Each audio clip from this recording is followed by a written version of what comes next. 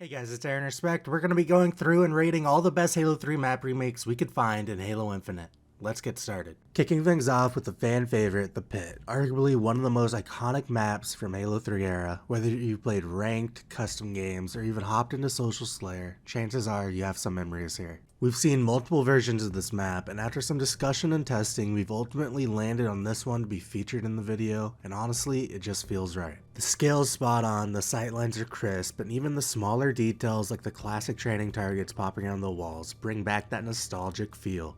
Walking around feels like home. Starting off strong, we're going to be rating this map a 5 out of 5. I'm truly impressed with Halo Infinite's Forge capability. Next up, we're taking a look at Epitaph, or more so Epilogue, as this map has removed the shield doors. First impressions of the map capture the essence of the original, but it's lacking the finer details and scaling we've seen on the Pit, along with taking some creative liberties with changing the shotgun hallway leading into the gravity lift. Speaking of gravity lifts, what in the world did they do to the gold lift? Overall, the map doesn't feel quite right, and the changes for the sake of change is the difference of a true remake and a reimagined map. We're rating this 2 out of 5. Moving along, let's check out a Covenant themed remake with Assembly. It's hard to not give this map praise. The scaling, look, and atmosphere just feels right. What's impressive to me is the details of the skybox and how it's built from the ground up. To make some critiques with the map, there's no sight of a scarab being manufactured and a few changes with the equipment. All these are fairly minor and shouldn't necessarily take away from this near perfect remake. We're gonna give it a 5 out of 5. Now moving from Assembly to Isolation, we're talking about a near perfect remake again. The attention to detail is incredible and it really feels like they've nailed the original vibe. The layout stays true to classic with all the familiar spots we love. They've done a great job with the scaling, and even the flood hole opens and closes just like we remember. It's those little touches that make it feel so authentic, and honestly, stepping back into this map feels like coming home to a classic. It's impressive to see a remake that does the original justice this well, and the level of care put into this is hard to ignore. This one will have to be a 5 out of 5, it's tough to find any flaws in it. Now let's move on to Snowbound. While Isolation feels like a perfect remake, Snowbound not so much. The scale here is definitely off, but we'll have to give them credit with making it Snowbound and not Boundless. Although I wouldn't consider this a true remake, it's more of a Snowbound reimagined. The layout's been altered quite a bit, and while it still has that familiar feel, the changes take away from the original charm. It's not a bad map, but it's definitely a far cry from the classic we remember. We're gonna have to give this a 2 out of 5. Moving from Snowbound, we're gonna shift to an iconic Guardian, where arguments get settled through 1v1s. This map truly captures that competitive feel. While Snowbound was a bit of a letdown, Guardian takes it up a notch. The map really shines in terms of design and flow, but there's a few areas where the scaling just feels off throughout the map. The layout mostly stays true to the original, but Guardian remains one of the hardest maps to remake and forge through Halo history. There's a couple different versions of this map available, but we landed on this one. Overall, we're giving it a 4 out of 5. Moving on to our first big team battle map, Sandtrap. They absolutely nailed this remake. The layout stays true to the original with those wide open spaces and key areas we all remember. What really stands out is the creative liberties they took with adding static elephants on the map. While we don't have a drivable elephant in Halo Infinite, I think this was a genius way to pay homage to such an iconic part of the original. It adds that nostalgic touch without affecting the balance or flow. Honestly, it's a perfect callback and it adds a whole new layer of charm to the map. The minefield also works, so for all these reasons, we're going to be giving it a solid 5 out of 5. Moving forward, we got Orbital. This map has a lot going for it, but there's a few issues holding it back. For one, the scaling in the hallway feels a bit off, which can make the movement feel awkward at times. And honestly, there's a bit of a soulless feeling in certain parts of the map. Some areas feel like you're walking through a gray reach map, lacking that unique character that makes the other maps stand out. However, I'll give credit where it's due. The details really shine as you climb up the stairs. The visuals are a nice touch, and all in all, it's a solid map. But those few issues prevent it from being a perfect remake. We'll be giving it a 4 out of 5.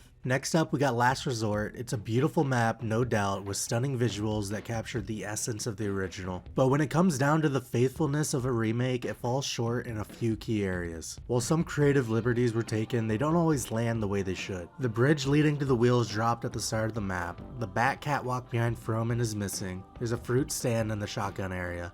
And on the other side of Bubble Tower, we have the corner leading into the main base. which has its own changes for the sake of change. The map loses some of its original charm. The changes aren't necessarily bad, but they make it feel like a different experience than a true recreation. All in all, it's a decent map, but not quite the classic we remember. We're giving it a 3 out of 5. Moving on to High Ground, this map really nails the faithfulness to the original.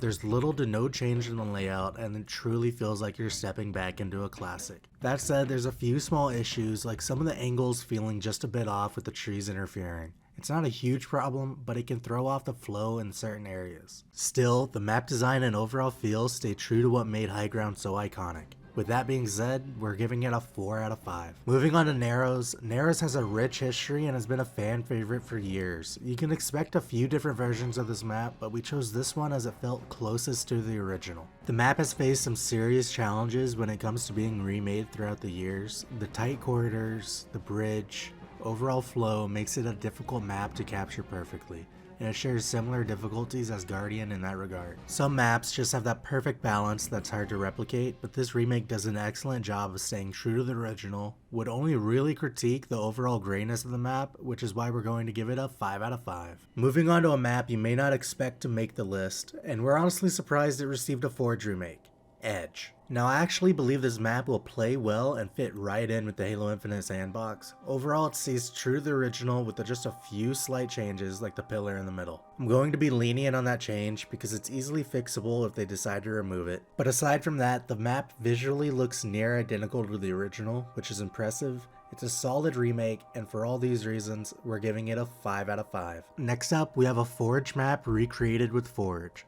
Foundry. This map is truly impressive with how many pieces were custom built from the ground up and they look seamless. The level of detail they paid attention to is incredible, and it really looks visually like a proper remake to the original. The only caveat though is that your player feels a bit short, almost like you're a toy Spartan.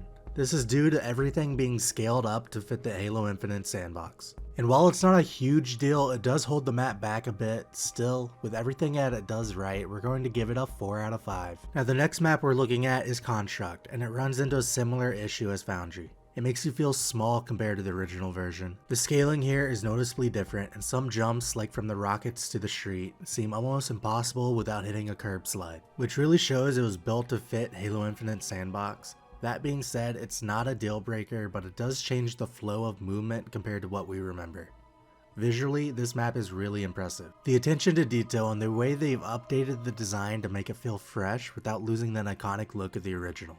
But the scaling issues do hold it back, so we're giving it a 4 out of 5. Moving on to the snowiest of maps, Avalanche. This is the closest version to the original we could find, but it still feels a bit off. The map seems like it's unfinished, and there's a noticeable emptiness to it, and the blending of the terrain could use some work. Something's definitely missing. Visually, there's a few issues as well, like the gravity lift lights on the side are looking a bit odd, and the snow effect being active even within the buildings. While the map has potential and stays fairly true to the original, these issues hold it back, so we're giving it a 2 out of 5. Next up, we have Standoff. The overall design has definitely been updated, and it feels like the landscaper has been putting in work over the last 15 years. While this does make for a visually impressive map, it does take away from the feel of it being a true remake compared to the others we've seen so far. The creator made some changes to the layout. When you take the two and compare them side by side, it's clear that the changes have altered the essence of the original. It's a decent map, but it's more of a reimagining than a faithful remake, so we're giving it a 2 out of 5. Another remake that's quite unexpected is Waterfall. I'm really surprised we've seen both Edge and Waterfall get remade, especially considering that there were Halo Online maps that were later added into MCC in 2021. That said, Waterfall is surprisingly a good remake. While the scaling might be a bit off, I'm more lenient on these maps since they're not old enough to trigger that nostalgic feeling. Plus, it actually fits Halo Infinite Sandbox better than it did in Halo 3. These changes are subtle, but they really work in the new setting, so we're giving it a 4 out of 5. Now on to Ghost Town. There's a few different versions of this map, but this one is by far the most faithful to the original. It really captures everything that made Ghost Town such a memorable map. From the layout to the visual details, the atmosphere is on point with the dark, rundown feeling of the original. The map feels immersive, and every corner brings back those nostalgic memories. The design really shines here, making it a near perfect remake. All in all, it's a great map that does justice to the classic. We're giving it a 5 out of 5. Continuing on with beautiful remakes, we have Rat's Nest. This remake truly captures everything from the original, from the layout to the overall atmosphere. It's one of those maps where it's hard to find any flaws, everything from vehicle placement to the key choke points feel just right. The map keeps that classic feel while looking fresh with Halo Infinite's graphics. It doesn't lose the essence of the original. It's clear that a lot of care went into this one and it really shows, so we're giving it a 5 out of 5. To close out the legendary map pack, we have Blackout. As a remake of Lockout 2, it's always been overshadowed by the original, and that trend continues here. This is the closest Blackout remake we could find, but unfortunately that's not saying much. Right away you can tell the layout, scale, and design just doesn't hold up compared to the original. I shouldn't have to say much with how poorly this map has been remade. It's just not up to par with the other remakes we've seen. With all that being considered, we're giving it a 1 out of 5. You can go ahead and erase that previous remake from your memory as we move on to Valhalla, one of the most iconic maps from Halo 3 and a true successor to Blood Gulch. Right away, the visuals in Infinite feel just right, capturing the scale and atmosphere that made the original so memorable. It's honestly impressive with how well this was recreated to the point where it's hard to even tell it's a Forge map. While there are some creative liberties taken, particularly over by the turret side, they don't take away from the experience enough to be a major issue. The core gameplay and design remain intact, making this one of the strongest remakes we've seen, so we're going to be giving it a well-earned 5 out of 5. Another Forge map recreated, we have Sandbox. While this remake doesn't have as much love and care put into it as Foundry, it brings back the key elements of the original. The layout remains intact and all the essential objects are here, making it instantly recognizable. One of the standout details is the Guardians in the background. They really help sell the atmosphere and make it feel like the original map. While it may not be one of the most polished remakes, especially with the blown out center, it captures the essence of Sandbox well enough to avoid a 1 star, so we're giving it 2 out of 5. Moving on to Citadel, a popular symmetrical 2v2 map. At first glance, it looks great visually, but the more you play on it, the more certain details stand out. The glossy, overly shiny surfaces can be a bit much, making it feel off compared to the original. On top of that, the scaling feels like an odd mix. Some areas feel true to the classic layout, while others seem adjusted to fit Infinite Sandbox, which slightly impacts movement and flow. That said, it still holds up well as a remake, keeping the core design intact, and after some debate, we've settled on giving it a 4 out of 5. Onto the map Longshore. While there's another version of this remake out there, we decided to go with this one because it stays more true to the original. Right away, the lighting is spot on, giving the map that classic original feel. The foreground details are excellent, and even the aircraft carrier makes a return. To top it all off, the creator even included the hidden skull, which is a great touch, and there's even bird effects, which add to the atmosphere. But that brings us to a couple small caveats. The lamppost should have anti-bird spikes on top of them, a tiny detail that was missed. Also, the corner where the shotgun spawns has a creative rework, but honestly, it doesn't take away from the core of the map. With everything considered, this is a fantastic remake, and we're giving it a well-deserved 5 out of 5. Let's take a look at the remake of Cold Storage. At its core, the overall design is here, and you feel that the effort was made to bring back the original layout, but once you start moving around the map, the changes become more noticeable. The scale feels off, which affects the flow, making it more of a reimagining than a true remake.